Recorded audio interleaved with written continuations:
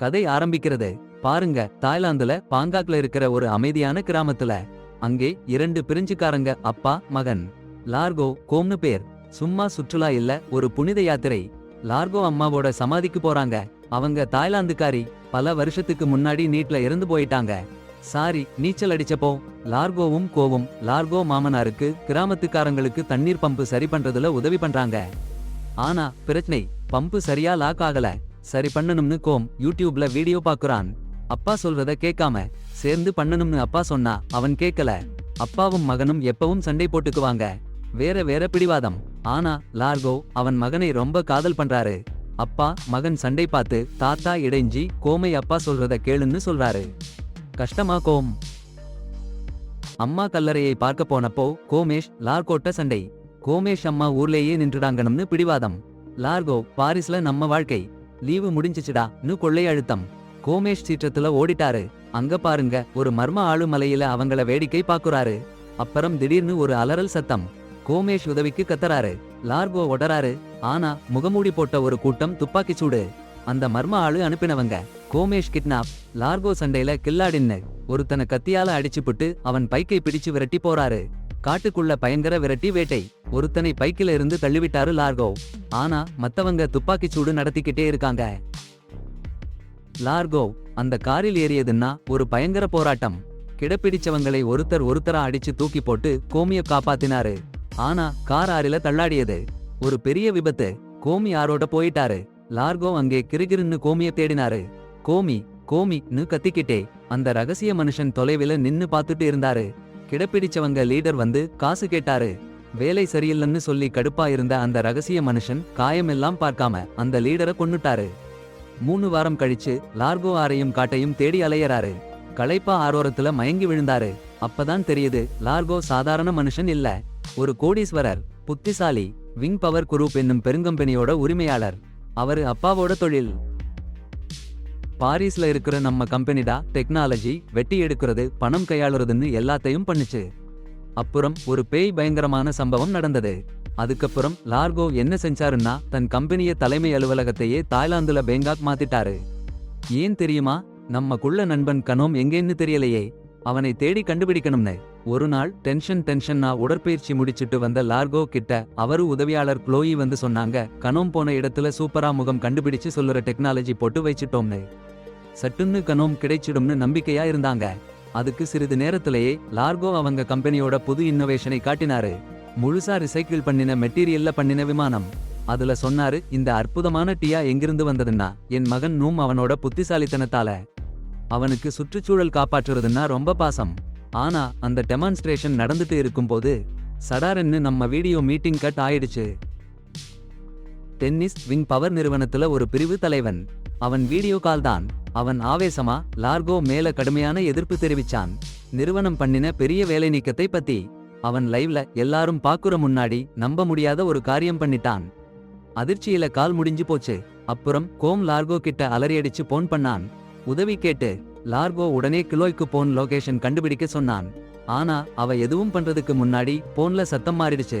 ஒரு கடத்தல்காரன் சாந்தமா நிதானமா லார்கோ கிட்ட சொன்னான், நம் சரியா இருக்கான்னு. லார்கோ கடுமையான குரல்ல எச்சரிச்சான். அவன் மகனுக்கு என்னாவது நடந்தா கடுமையான விளைவுகள் வரும்னு. ஆனா கடத்தல்காரன் பயப்படல. அவன் கொடூரமான மிரட்டல் விடுத்தான். லார்கோ அவன் சொல்றத கேட்கலன்னா நம் உயிருக்கு ஆபத்துன்னு. கால் சட்டன்னு கட் ஆயிடுச்சு. லார்கோ அதிர்ச்சியில, அடேங்கப்பா, ஒரு அதிர்ச்சி திருப்பம். கொலைவெறியோடு டென்னிஸ்னு ஒருத்தன் வீடியோ காலுக்குள்ள கொடுமை பண்ணினானாம். அவன் கடத்தல்காரன் பக்கத்துல உயிரிழந்து கிடக்கிறான். இது சாதாரண கடத்தல் இல்லைன்னு தெளிவா தெரியுது.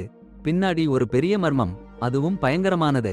அதே சமயம் விங் பவர்ஸ்ல கலவரம், தொழிலாளிகள் போராட்டம். டென்னிஸோட சாவால எல்லாரும் கொதிச்சு போயிட்டாங்க. கம்பெனி முடிவுகளை எதிர்த்து போராட்டம். அதிகாரிகள் எல்லாம் பதற்றத்துல வழி தெரியாம தடுமாறிட்டாங்க. அந்த கோளாரோட நடுவுல லார்கோ ஒரு முக்கிய மீட்டிங். எக்ஸிகியூட்டிவ் டீம் எல்லாம் சேர்ந்திருக்காங்க. அப்போ ஜூலியஸ்னு ஒரு பெரிய அதிகாரி ஒரு பெரிய ஸ்கிரீன்ல வீடியோ கால் தான். சமீபத்துல வாங்கின கம்பெனியோட அக்கவுண்ட் சூப்பரா இருக்குன்னு சொல்றான். ஆனா லார்கோ அதையெல்லாம் போலி ரிப்போர்ட்னு கத்தி விழுறான். யாரு இந்த போலி ரிப்போர்ட் பண்ணாங்கன்னு கேக்குறான். ஒருத்தர் ஸ்டீவ் முன்ரோன்னு ஒரு ஆளை பத்தி சொன்னாங்க. ஒட்டாவாவில இருந்துன்னு. ஆனா அவர் காணாம போயிட்டாராம். சம்பவம் போலீஸுக்கு தெரிஞ்சு போச்சுன்னு சொன்னாங்க. அப்புறம் லார்கோ வந்து டென்னிஸ் இறக்குறதுக்கு முன்னாடி அவரை சந்திக்க முயற்சி பண்ணினாராம். அடேங்கப்பா. ஆனா வேற ஒருத்தர் அந்த கூட்டத்துல டென்னிஸ் யாருக்கும் சொல்லல, யாரோடையும் பேசலன்னு கத்திட்டாங்க. அப்போ ஒருத்தர் விங் பவர் நிறுத்திடணும்னு சொன்னாங்க. அடேங்கப்பா. லார்கோ அதுக்கு கடுமையா எதிர்த்து நிறுத்தினாரு. ஆயிரக்கணக்கான ஆளுங்க வேலையை இழந்துடுவாங்கன்னும் ஒரு மொத்த மாநிலத்தோட பொருளாதாரமே சீர்குலைஞ்சிடும்னும் கொந்தளிச்சு சொன்னாரு. அப்புறம் லார்கோ டென்னிஸ் வீட்டுக்கு கார்ல போற காட்சி. டென்னிஸ் வீட்டு பக்கம் போய் டோர் பெல் அடிச்சாரு. சத்தம் இல்ல. சரி, வேற வழி இல்லன்னு வீட்டுக்குள்ள போயிட்டாரு. ஒரு அறையில உலர்ந்த ரத்தக்கரைய பார்த்தாரு. டென்னிஸ் அங்க இருந்திருக்கான்னு சந்தேகிச்சாரு. வேற வழி இல்லாம டென்னிஸ் லேப்டாப்பை திறந்து முக்கியமான ஃபைல்களை தேடி ஆரம்பிச்சாங்க. அந்த சமயம் ஒரு மர்ம பெண்மணி திடீர்னு வந்து துப்பாக்கியால லார்கோவை நோக்கி நிறுத்திட்டாங்க. அந்த பெண்மணிதான் ஹெலன், சாவடைஞ்ச டென்னிஸோட பொண்டாட்டி. அப்பவே ஹெலன் விங் பவர்ல நடக்கிற பிரச்சனைக்கு லார்கோவும் காரணம்னு குற்றம் சாட்டினாங்க. ஆனா லார்கோ சாந்தமா எல்லாத்தையும் விளக்கினாரு. நிறுவனத்தை காப்பாத்தவும் கடத்தப்பட்ட அவரு மகனை காப்பாத்தவும் போராடுறேன்னு சொன்னாரு. அவரு விளக்கத்தை கேட்டதும் ஹெலன் துப்பாக்கியை தாழ்த்தினாங்க. முன்ரோ நிறுவன கணக்குகளை பத்தி ஒருபோதும் வெளிப்படையா சொல்லலன்னும் டென்னிஸ் அவரு மேல அப்படியே நம்பிக்கை வச்சிருந்தாருன்னும் சொன்னாங்க. அது மட்டுமில்லாம பர்மாவுல இருக்கிற ஒரு சப்ளையர் கூட முன்ரோ சந்தேகத்திற்குரிய காரியங்கள் பண்ணியிருக்காருன்னும் சொன்னாங்க. அதிக அளவு காப்பர் கோபால்ட் வாங்கியிருக்காங்க. ஆனா சாமான்கள் ஒண்ணுமே வந்ததே இல்ல. முன்ரோ நிறுவனத்துல இருக்கிற சாமான் எண்ணிக்கையை மாத்தி காசு எல்லாத்தையும் சேர்த்து வெளியே எடுத்திருக்காருன்னு தெரிய வந்தது. அப்போ லார்கோ அந்த கம்பெனியோட பெயர் என்னன்னு கேட்டாரு. லகோனானு ஹெலன் சொன்னாங்க. ஆனா அவங்க அடுத்த விஷயம் சொல்றதுக்குள்ள இன்னொரு மர்மம். ஒருத்தன் திடீர்னு பின்னால இருந்து வந்து ஹெலன் மேல தாக்கி அவளை நினைவு மயக்கமா போடுறான். அப்புறம் காட்சி மாறுது. லார்கோவும் அந்த ரகசிய மனுஷனும் பயங்கரமா சண்டை போடுறாங்க. அந்த சண்டையில லார்கோக்கு மின்சாரம் அடிச்சு அவன் ஹெலன் பக்கத்துல உடம்பு நிலை கெட்டு விழுந்துடுறான். ஹெலன் சின்ன சக்தியோட லகோனா கம்பெனி பத்தி லார்கோ கிட்ட சொல்லிட்டு முழுசா நினைவு தெளிஞ்சு போயிடுறான். அப்புறம் அந்த ரகசிய மனுஷன் நம்பர் கேட்டு உதவி சொல்ற ஒரு ஆடியோ வெளியில விடுறான். இன்னும் கடுப்பா லார்கோவை கொதிக்க வைக்கிறான். ஆனா போலீஸ் சைரன் சத்தம் கேட்க ஆரம்பிச்சதும் அந்த மனுஷன் ஓடி போயிடுறான். லார்கோ மயக்கமா கிடைக்கிறான். அடுத்த காட்சி ஒரு மீட்டிங் ரூம்ல ஒரு மணியரசன் ஸ்கிரீன். விங் பவர்க்குள்ள உள்ள அத்தனை மேலாளிகளும் இருக்காங்க. கிலோயும் இருக்கா. லார்கோவோட செக்ரட்டரியும் இருக்காங்க. ஸ்கிரீன்ல போலீஸ் லார்கோவை ஹெலன் கொலை சந்தேகத்துல பிடிச்சிருக்காங்கன்னு காட்டுகிறது. கிலோய்க்கு நம்ப முடியல. அந்த ரூம்ல டென்ஷன் ஏறிடுது. இன்னொரு பக்கம் ஜெயிலுக்குள்ள லார்கோ உட்கார்ந்திருக்கான். அவனுக்கு பக்கத்துல வேற ஒருத்தன் இருக்கான். ஒரு மர்மமான இளம்பெண். சிறைச்சாலை சூழலுக்கு பழகிய மாதிரி இருந்த அந்த பெண் அவள் பாக்கெட்டில் இருந்து ஒரு மறைக்கப்பட்ட பேஸ்புக் போன் எடுத்து இன்ஸ்டாகிராம்ல லைவ் ஸ்ட்ரீம் ஆரம்பிச்சா. அந்த லைவ்ல லார்கோவோட சிறைச்சாலை நிலைமையை வெளிப்படையா காண்பிச்சா. ஆனா லார்கோ சட்டென்று அந்த போனை பறிச்சு அவன் கூட்டாளிகளில் ஒருத்தரை கால பண்ண முயற்சி பண்ணான். அப்புறம் கோழிங் இருக்கிற விங் பவர் மீட்டிங் ரூம்ல கோலோ கம்பெனி எக்ஸிக்யூட்டிவ்ஸோட சண்டை போட்டு பேசிட்டு இருந்தா. லார்கோ கால் பண்ண முயற்சி பண்ண ஆளு கோக்ரான்னு ஒருத்தன் அந்த மீட்டிங்ல இருந்தான். ஆனா அவன் பேச்சுல நல்லா மூழ்கி போய் இருந்ததால கால் எடுக்கல. எக்ஸிக்யூட்டிவ்ஸ் இந்த கிரைசிஸ் கம்பெனிமே என்ன பாதிப்பை ஏற்படுத்தும்னு விவாதிச்சு சாத்தியமான சொல்யூஷன்ஸ் பத்தி புயலாக சிந்திச்சாங்க. அந்த மீட்டிங்ல கோக்ரான் ட்ரிக்கர் கோட் 51 ஆக்டிவேட் பண்றதுன்னு சொன்னான். சிலர் அந்த டிசிஷனை எதிர்ப்பா கேள்வி கேட்டாங்க. ஆனா லார்கோ ஏற்படுத்திய சூழ்நிலை வேற வழி இல்லன்னு கோக்ரான் சத்தியமா சொன்னான். கொஞ்சம் விவாதம் பண்ணின பிறகு அங்க இருந்த எல்லாருமே அத பண்ண சம்மதிச்சாங்க. சிறைச்சாலைக்கு காட்சி மாறுது. ஒரு அதிகாரி அந்த பொண்ணுக்கு கேசு ரொம்ப கடுமையா இருக்கும்னு சொல்றாரு. ஆனா அந்த பொண்ணோ சும்மா கலாய்ச்சு அதிகாரிய கடுப்பா வைக்கிறா. அதிகாரி கொதிச்சு போய் சிறை அறையை திறந்து அவளை தாக்க போறாரு. அப்போ லார்கோ வந்து அந்த பொண்ணோட போன் லைவ்ல இருக்குன்னு சொல்லி அதிகாரிய நிறுத்தி வைக்கிறாரு. லார்கோ அதிகாரிய ஓரங்கட்டி மயக்கி போடுறாரு. பின்னாடி அந்த பொண்ண மயக்கி கிடக்கிற அதிகாரிய கிட்ட இருந்து சாவி எடுக்க சொல்றாரு. சிறையில ஒரு சின்ன ஜன்னல் கண்டுபிடிச்சு அந்த 2 பேரும் ஒரு கணத்தில் தப்பிச்சுடுறாங்க. வெளியில வந்ததும் சிறை முன்னாடி நின்னிருந்த போலீஸ் காரோட டயர்களை குத்தி விடுறா. பின்னாடி ஒரு ரூப் பாக்ஸ் மாதிரி ஒன்ன எடுத்து சறுக்கி கீழே இறங்கிடுறாங்க. அதுக்குள்ள போலீஸ் கண்டுபிடிச்சாங்க அவங்க தப்பிச்சுட்டாங்கன்னு. டயர் பஞ்சர் ஆனதுனால தாமதமாச்சு. அதுல லார்கோவும் பொண்ணும் ஓடி போயிட்டாங்க. அப்போ ஒரு மர்ம ஆளு ஸ்னோ மொபைல்ல வந்து வெறிச்சு ஓட்ட ஆரம்பிச்சுட்டாரு. பனி பிரதேசத்துல ஒரு அட்டகாசமான துரத்தல். ஆனா எதிர்பாராத விதமா வேற ஒரு வண்டி அவங்க முன்னால வந்து நின்னுச்சு. லார்கோவும் பொண்ணும் சாமர்த்தியமா மாத்தி ஓட்டி உயிரை காப்பாத்திக்கிட்டாங்க. ஆனால் அந்த மர்ம ஆளுக்கு அதிர்ஷ்டம் இல்ல.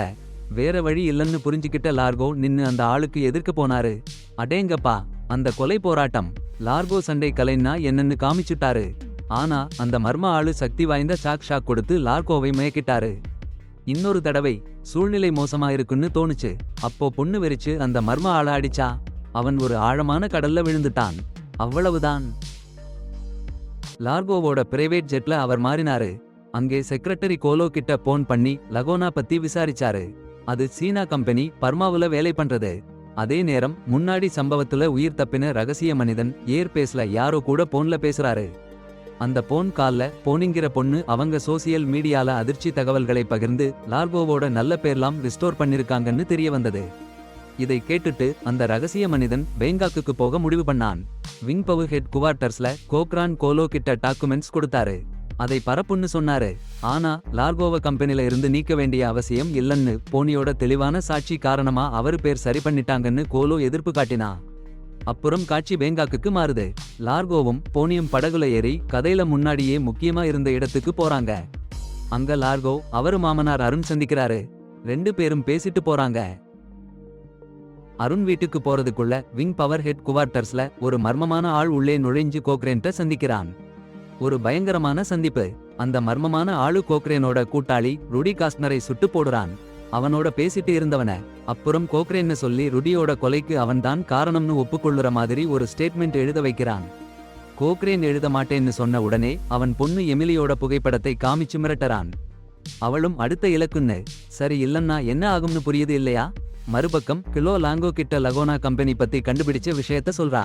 அந்த கம்பெனியோட ஓனர் சி சான்னு. இத கேட்ட உடனே லாங்கோ போல சானோட இருக்க இடத்துக்கு போறான். போற வழியில கிலோ லாங்கோக்கு அவங்க டாப் எக்ஸிக்யூட்டிவ்ஸ் 2 பேர் சாவத பத்தின நியூஸ காமிக்கிறா. பிளாஷ்பேக்ல அந்த மர்மமான ஆளு எசியோ என்னமோ ஒரு கதையே. அவன்தான் லாங்கோவுக்கு எதிரியா இருக்கான். அந்த பிளாஷ்பேக் சின்ன எசியோ அவன் அப்பா கூட லார்கோ அப்பா அரசாங்க கொடுமைகளுக்கு எதிரா போராட்டத்துல ஈடுபட்டாங்கன்னு காட்டினாங்க. அட போங்கடா, அதுலதான் தெரிய வந்தது லார்கோ அப்பா கண்டுபிடிச்ச ஒரு பொருள்னால ஏசியோ அப்பாவுக்கு வலி தெரியாத நிலை வந்திருக்கு. அது ஏசியோவுக்கும் பரவிருக்கு. என்னடா இது? அப்புறம் அந்த போராட்டம் பயங்கரமா ஆயிடுச்சு. ஏசியோ அப்பா லார்கோ அப்பா மேல துப்பாக்கி சுடுறாரு. ஆனா லார்கோ அப்பா பாதுகாவலர் அந்த துப்பாக்கியை பிடிச்சிடுறாரு. அட அப்புறம் என்ன நடந்ததுன்னா அந்த துப்பாக்கி சின்ன ஏசியோ கைக்கு போயிடுச்சு. லார்கோ அவனை பிடிச்சிட்டு இருக்கிறப்போ தற்செயலா அவன் அப்பாவை சுட்டாரு. ஓஹோ, இப்போ லார்கோ குலோயி போனி அகதிகளா வேஷம் போட்டு கிங் இல்லத்துக்குள்ள நுழைஞ்சாங்க. அங்க வேலை செய்யறவங்க கிட்ட ஜி எங்க இருக்கான்னு கேட்டாங்க. யாருக்கும் தெரியல. அதே நேரம் குலோயி சிசிடிவி கண்காணிப்புல ஜி பத்தி தேடினாங்க. அப்போ ஒரு சோல்ஜர் ஒரு நோய்வாய்ப்பட்ட சின்ன பையனை வேலை மெதுவா செய்யறான்னு கடிஞ்சு திட்டினான். அப்போ லார்கோ அந்த சோல்ஜரை அடிச்சு மயக்கிட்டாரு. சும்மா சூப்பரா. சின்ன பையனை வேலைக்காரர் தங்குமிடத்து விட்டுட்டு கிலோய் சிசிடிவி ஹேக் பண்ணிக்கிட்டு இருக்கும்போது டபுள் ஆச்சரியம். ஒரு மர்ம ஆள் துப்பாக்கியாலே அவளை சுட்டு போட பார்த்தான். அது யாருன்னா எஸ்சிஓ. அவளோட ரொம்ப கம்ப்ளிகேட்டட் பாஸ்ட் கனெக்ஷன். அப்பவே எஸ்சிஓ கேட்டான், பிளான்லாம் போறோமா?ன்னு. கிலோய் போர் அடிச்சு போய் சென்னோட காசு எடுத்துட்டு இதையெல்லாம் முடிச்சிடலாம்னு சொன்னா.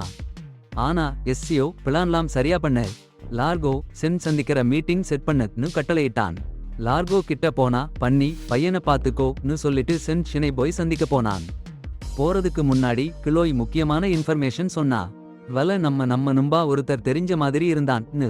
கொஞ்சம் குற்ற உணர்ச்சியோட இது கட்புடி இருக்கலாம்னு எச்சரிச்சா. லார்கோ ஒன்னும் பேசாம போயிட்டான். அதே நேரம் கிலோய் எஸ்சியோவை போன் பண்ணி லார்கோவை கொல்லாதீங்கன்னு கெஞ்சினா. ஆனா கிலோய் திடீர்னு பின்னாலே இருந்து போனி வந்து அடிச்சா. அவளோட நம்பிக்கை துரோகத்தை அவன் கண்டுபிடிச்சிட்டான். அந்த நேரத்துல லார்கோ சந்திச்சான் கண்ண. கம்பெனியோட விற்பனை விவரங்கள் எல்லாம் எழுதிய ஒரு பெரிய புத்தகத்தை கொடுத்தான் கண். லார்கோ படிச்சு முடிச்சதும் கண்ண சொன்னான் அவனையும் லார்கோவோட ஒரு கிளம்பி ஏமாத்திடுச்சுன்னு. அப்புறம் லார்கோ கேட்டான் அவன் மகன் நம் எங்க இருக்கான்னு. பதில் சொல்றதுக்குள்ள கண்ணாவும் அவன் காவல்காரங்களும் சிரிச்சாங்க. பொறுக்க முடியாத சிரிப்பு. அந்த சந்தர்ப்பத்தை பயன்படுத்தி லார்கோ தாக்கினான். காவல்காரங்களை நொறுக்கி போட்டான். கண்ணாவ கழுத்தை பிடிச்சு நம் எங்க இருக்கான்னு கேட்டான். பயந்து போன கண்ணா சொல்லிட்டான் இடத்தை. அப்புறம் மயங்கி விழுந்துட்டான். ஆனா லார்கோ போன இடத்துல நம் இல்ல. ஒரு அந்நியன்.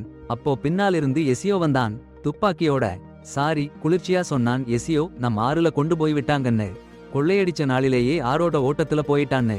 அப்புறம் கண்ணாவ சொன்னான் பாதுகாப்பு பெட்டியிலிருந்து ஹார்ட் டிரைவை எடுக்கணும். ஆனா அவசரமா ஈசியோவை சுட பார்த்தான். அடேங்கப்பா, லார்கோ ஒரு கத்தியை வீசி அவனை மயக்கிட்டான். அப்புறம்தான் தெரியுது அந்த ஹார்ட் டிரைவ்ல விங் பவு கம்பெனியோட எல்லா கொள்ளை செயல்களையும் கிரிப்டோ கரன்சியா மாத்தி மறைச்சிருக்காங்க. அதுவும் ஒரு பெரிய அதிர்ச்சி. அப்போ சட்டென்ன பாருங்க, கிலோ ஓட்டுற லாரி அந்த கட்டிடத்திலேயே மோதிடுச்சு. அந்த கலவரத்தை உபயோகிச்சு லார்கோ ஈசியோவை தாக்கினான். ரொம்ப கடுமையான போராட்டம். அந்த சமயம் அந்த கட்டிடத்துல இருந்து சோல்ஜர்ஸ் வந்து எல்லாரையும் சுட்டு போட ஆரம்பிச்சிட்டாங்க. ஈசியோவும் லார்கோவும் ஓடி போயிட்டாங்க.